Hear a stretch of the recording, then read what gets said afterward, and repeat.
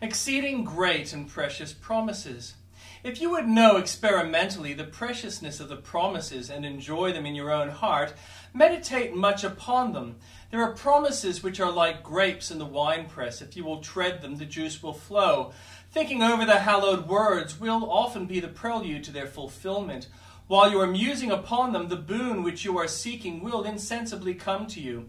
Many a Christian who has thirsted for the promise has found the favor which it ensured gently distilling into his soul, even while he has been considering the divine record, and he has rejoiced that ever he was led to lay the promise near his heart.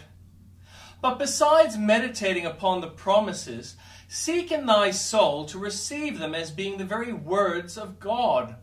Speak to thy soul thus: if I were dealing with a man's promise, I should carefully consider the ability and the character of the man who had covenanted with me. So with the promise of God, my eye must not be so much fixed upon the greatness of the mercy that may stagger me, as upon the greatness of the promiser, that will cheer me. My soul, it is God, even thy God, God that cannot lie, who speaks to thee. This word of his, which thou art now considering, is as true as his own existence.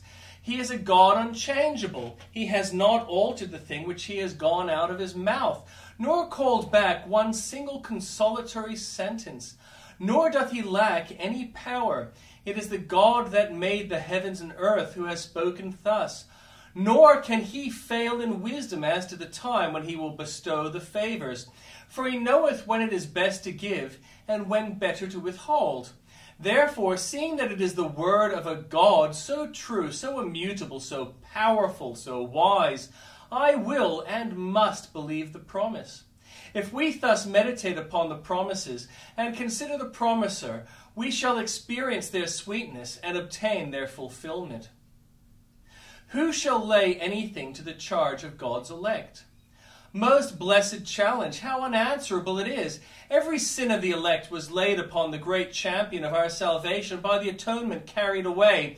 There is no sin in God's book against his people. He seeth no sin in Jacob, neither iniquity in Israel, nor are they justified in Christ forever.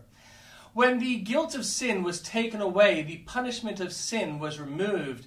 For the Christian there is no stroke from God's angry hand, nay, not so much as a single frown of punitive justice, for the believer may be chastised by his Father, but God the judge has nothing to say to the Christian, except, I have absolved thee, thou art acquitted. For the Christian there is no penal death in this world, much less any second death.